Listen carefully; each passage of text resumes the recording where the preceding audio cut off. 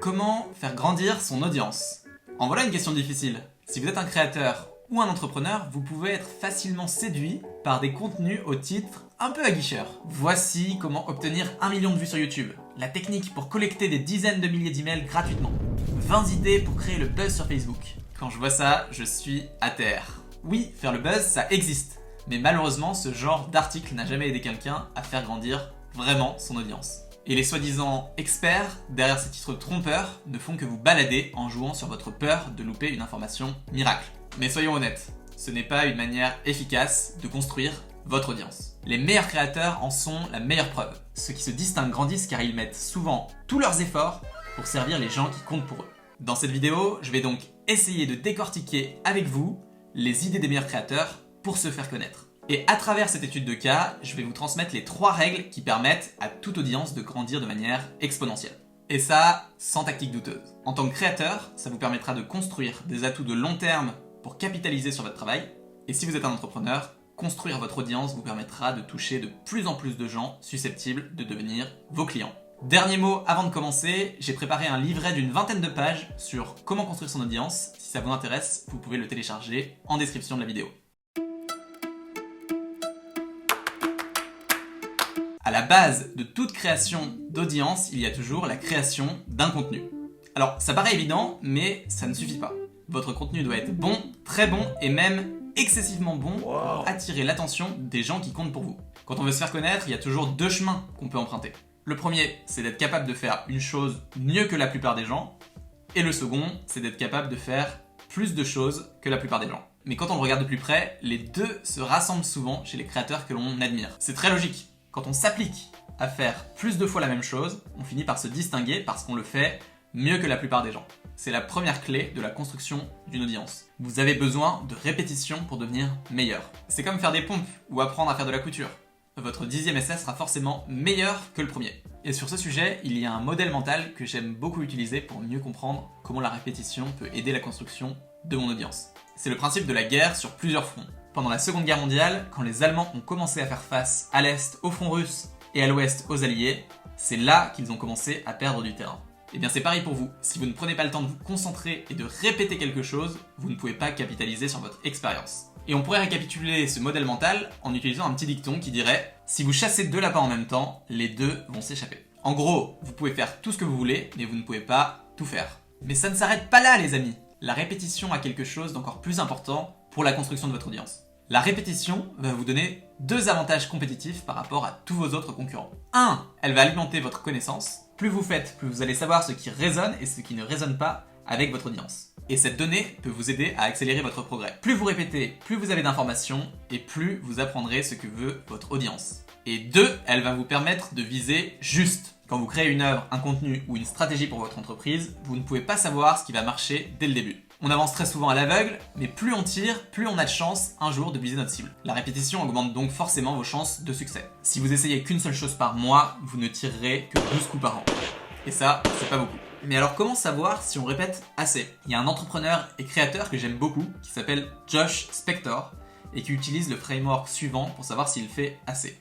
Si vous ne progressez pas, vous ne faites pas assez. Alors, vous ne deviendrez peut-être pas excellent, mais vous allez forcément progresser. Si vous ne le faites pas tous les jours, vous ne faites sûrement pas assez. Alors le but n'est pas de publier tous les jours, mais vous devez perfectionner tous les jours votre art. Et si vous n'avez pas une habitude de publication, vous ne faites pas assez. Une vidéo tous les lundis, un article tous les mois, un livre tous les ans. La régularité paye. En utilisant le framework de Josh, vous évitez l'un des écueils principaux que font les jeunes créateurs. Ils se concentrent sur les résultats au lieu de se concentrer sur leur investissement. Et en vous concentrant donc sur les répétitions, vous allez fixer votre attention sur le seul endroit où vous avez du pouvoir, vos actions. En mai 2019, Harry Dry, un jeune anglais passionné par le marketing, publie son premier article de blog. 1 an plus tard, 20 000 personnes se sont inscrites à sa newsletter. Aucune publicité, aucun réseau, aucune audience préalable. Quand je vous le présente comme ça, on dirait un peu une success story qui pourrait faire la une des médias. Mais ça n'est pas une histoire que j'ai inventée de toutes pièces. Alors comment a-t-il fait? C'est mon côté professeur qui se lance dans des explications. La clé du succès d'Harry réside dans ce que j'appelle la règle de l'adaptation. Comme tout créateur, une fois que vous avez créé votre contenu, vous allez vous lancer corps et âme dans sa distribution, dans sa promotion. Vous allez mettre tous les efforts pour qu'il se fasse connaître. Normal, il est temps de récolter le fruit de votre travail après les efforts acharnés que vous avez mis dans votre création. Mais lorsque ça arrive, la plupart des créateurs copie-collent simplement leurs différents contenus un peu partout à travers sur les réseaux sociaux. Et ça, c'est une erreur fondamentale. Ce n'est pas du tout ce qu'a fait Harry. Et c'est là qu'il a fait toute la différence. Il s'est intéressé de très près à la façon de distribuer son contenu pour promouvoir sa newsletter partout où il pouvait. Sa newsletter Marketing Examples s'adresse aux marketeurs curieux qui veulent découvrir une approche différente du marketing. Alors il s'est posé une question simple mais très efficace. Où est-ce que les marketeurs passent du temps en ligne ? Il a listé tous les endroits les plus importants, sur des groupes Facebook spécialisés, sur des communautés Slack, sur des fils spécifiques sur Reddit, et sur quelques sites en particulier comme Twitter ou Indie Hackers. Mais une fois ces listes prêtes, il ne s'est pas dit « hop, allons publier un maximum de liens un peu partout sur ces groupes Facebook ». Au contraire, il s'est demandé « comment puis-je apporter un maximum de valeur en m'adaptant à chaque plateforme ?»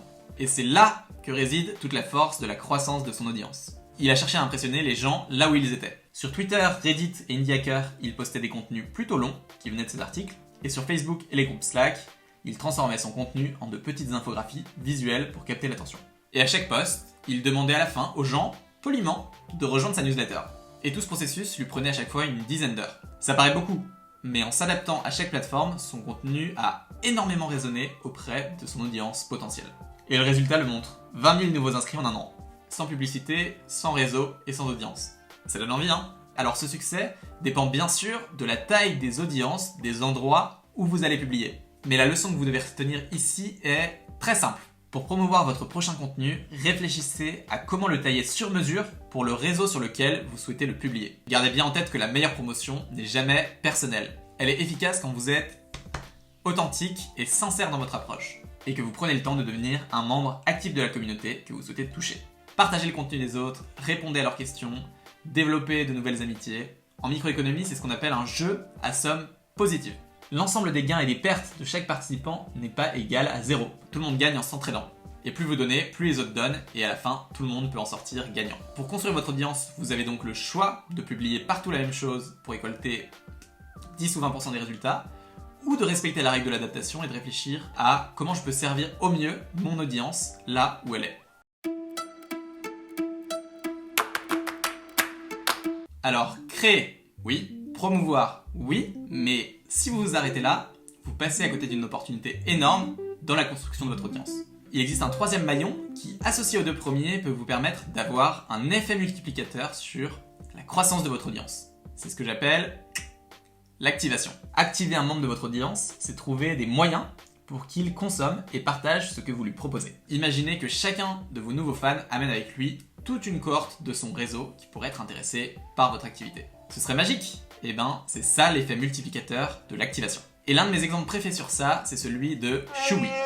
En 2011, Ryan et Michael ont quitté l'école pour se lancer à plein temps dans la création de leur site e-commerce de croquettes pour chiens. Pourquoi pas ? Qu'est-ce que t'en penses, Patouf ?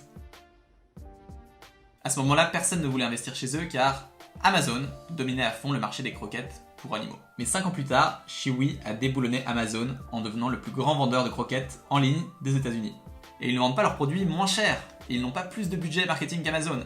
Et ils ne livrent pas en un jour ouvré. Mais ils ont fait une différence énorme en activant les membres de leur audience. Dès le début, Ryan et Michael ont embauché plusieurs dizaines de peintres pour dessiner des portraits d'animaux en peinture pour leurs clients. Oui, j'ai bien dit des peintures. T'imagines toi, Patouf, qu'on reçoive par la poste en même temps que tes croquettes un dessin de toi ?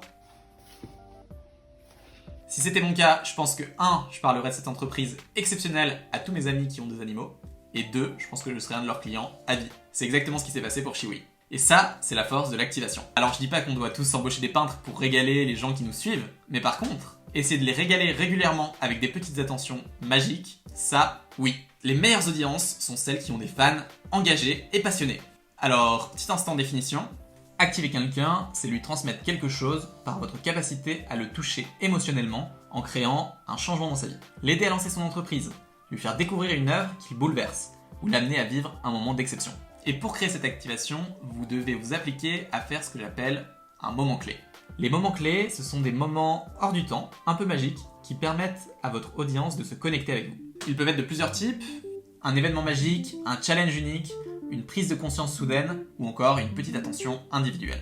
C'est tous les types d'attention qui amènent la personne qui vous suit à se dire « Waouh! Si vous arrivez à déclencher ce wow, vous avez alors activé une personne de votre audience. Et vous êtes alors sur la bonne voie pour qu'elle grandisse de plus en plus vite de manière organique. J'aurais pu dans cette vidéo vous parler de concepts un peu douteux ou de rentrer dans les choses très techniques. Vous parler des publicités Facebook, de groupes où publier, de comment vous faire connaître avec des moyens très techniques, mais j'ai préféré vous faire réfléchir à quelles sont les directives et les règles que l'on peut tirer des meilleures croissances d'audience. L'importance cruciale de la répétition et tout ce qu'elle amène quand vous la mettez en place. La règle de l'adaptation pour promouvoir intelligemment tous vos contenus. Et 3, l'effet multiplicateur que vous pouvez avoir en activant votre audience avec des petites attentions. Il n'y a pas de solution miracle, il n'y a que des efforts répétés, acharnés, l'envie d'aider qui vont vous amener progressivement sur votre chemin. Et vous allez voir que c'est toujours de plus en plus rapide. Vous allez commencer par pousser votre boule de neige en haut de la montagne, elle va être toute petite, mais plus elle va commencer à rouler, plus les effets vont être grands. Et c'est comme ça que les plus grandes audiences se construisent. J'espère sincèrement que cette vidéo authentique et sincère vous a plu et que vous comprenez que construire une audience, ça demande aussi des efforts et du temps, et que ça se fait pas en un claquement de doigts. De mon côté, ça me ferait super plaisir de compter une personne de plus dans la communauté, alors si vous voulez vous abonner, merci beaucoup. Et si vous voulez aller plus loin, je vous le disais en intro, j'ai fait un petit livret d'une 20aine de pages sur le sujet de la construction d'audience, que vous pouvez télécharger en description. Merci beaucoup, et puis à très vite pour la prochaine vidéo. Salut! This is my country, my damn country. Give me my country, you can keep the rest. This is my country, my damn country. And it don't mean a thing if it don't pass the test. This is my country, my damn country. Give me my country, you can keep the rest.